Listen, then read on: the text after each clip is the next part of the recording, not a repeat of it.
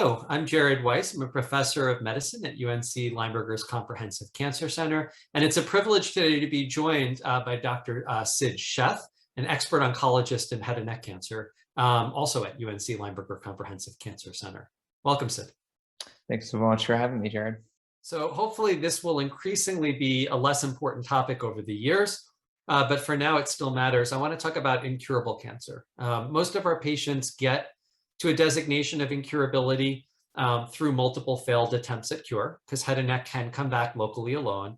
But whenever we reach that sad point, that's often where this is an important conversation because those patients matter. It's an important conversation because drugs are first evaluated in that context and then make their way into attempts to cure. So before we talk about the new data from the last year, maybe we should review what's happening in clinic now. Absolutely. And I think probably one of the most important studies that have come out in 10 years, but maybe even longer for head and neck cancer is Keynote-48, which led to the FDA approval of immunotherapy, specifically pembrolizumab, in the first-line recurrent metastatic setting.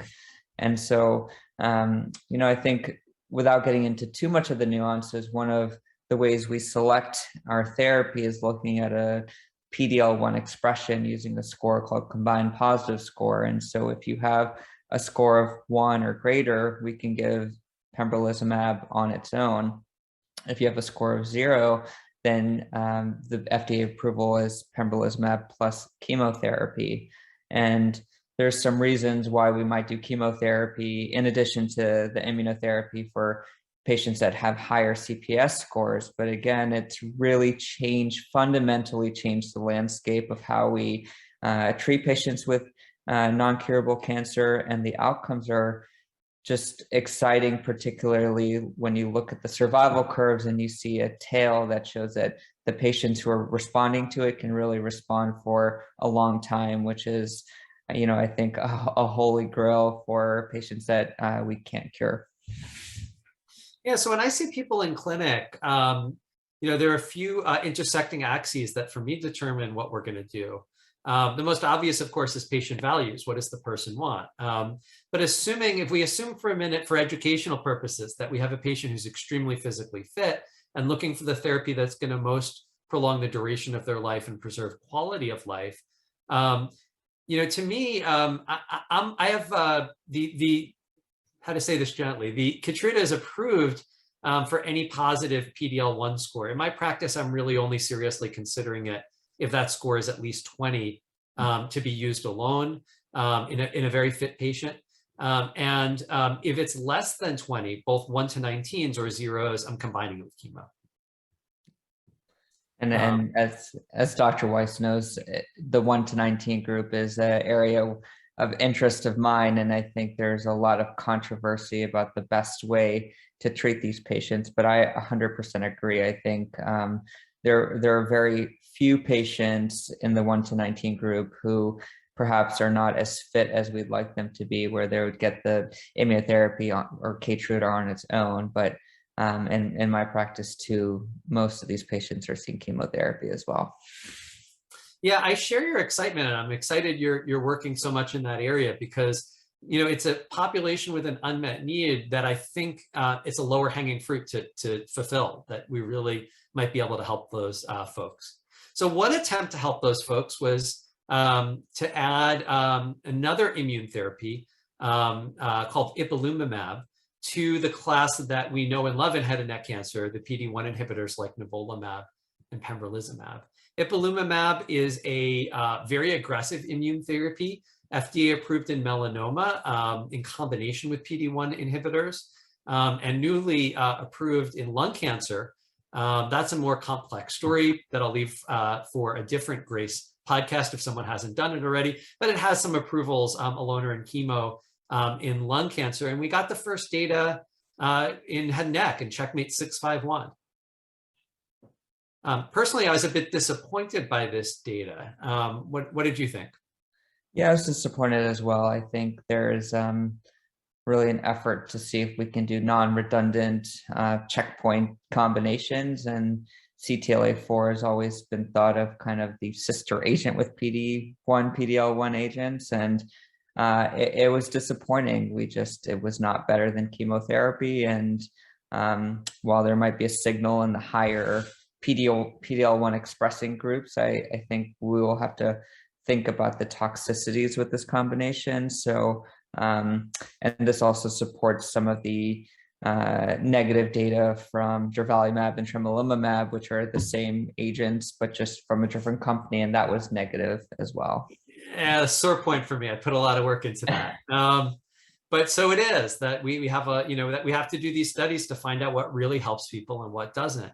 My friend Haas Borgai, who's been a frequent contributor to Grace on the lung side, has made the joke that in order that cross-trial comparison, comparing the results of one arm of a trial to another arm of another, is forbidden, but you're allowed to do it if you have tenure. So I'm going to take that privilege and make a cross-trial comparison. In the at least 20s, ipi-nivo did look better than chemo. The problem is that to me, it didn't look any better than our prior standard of care, which is pembrolizumab. And ipilimumab is not non-toxic. It's used at the right dose at the right schedule. It can reach the level of tolerable, but this is not a free ride. And so even if this is approved, I can't say I'm going to use this in my practice. To my mind, this study doesn't change what I do. Yeah, and I'd love to get your thoughts, Jared, but I think even if it was approved, then I don't see a road for it. But I don't think this is the end of CTLA-4 story in head and neck cancer. What I do think we, as clinical trialists, need to think about is how can we use this therapy to perhaps make PD-1 inhibitors more effective? So maybe giving it up front and giving it sequentially, or is it best used in a more advanced line setting in a combination with another therapy? So there's more to come, but yes, the combination in the first line setting is not going to be used in my practice either until we see new data or something that really makes sense. Yeah, and I think as well, there may be other more exciting things that sort of replace it as something to be added to the PD-1 drugs, which of course would be a happy problem, right? We really don't care how we get there. We care about getting there. Great. So we had a lot of other data at ASCO in the palliative or non-curative realm. Ficlatuzumab, which for anyone who cares is an anti-HGF agent, was studied in combination with cetuximab in phase 2. So not ready for prime time, but just to tell us if more study is warranted. Is this an agent you have excitement about?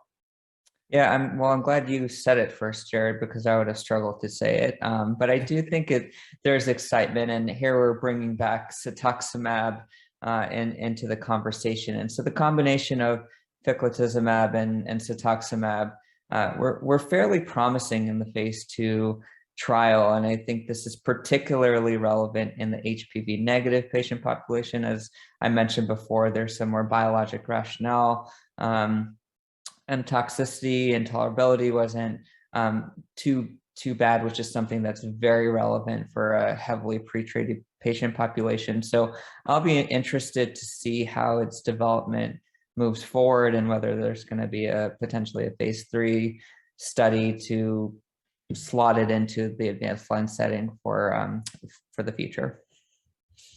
Yeah, continuing the theme of things with exciting early data, but really, really need more study to know if it's going to be a thing. And I guess I'll try to keep a roll going and say this one, bintrafusp alfa.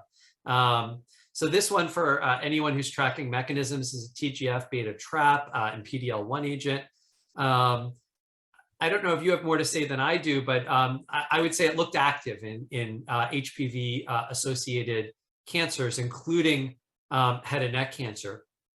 And beyond looking active, there appeared to be a bit of a tail, which is a word we've become obsessed with, I think for very good human reasons, in cancer development, particularly immunotherapy, a tail meaning people who are doing well for years, who are doing well for a long time. And I personally don't have much more to say other than that I'm excited to hear more about it. Yeah, and I would say from my short time spent at the NCI, I think there was a lot of ongoing studies with TGF beta trap and PD-L1, this combination therapy, and it appears to be very active in virally driven cancers. So that's why we're seeing activity in the HPV associated head and neck cancer space, and where we've seen activity in gynecologic cancers, for example. So yeah, there's definitely a story to be told, and I think it'll be interesting from a biologic perspective of if there's something about the TGF beta trap and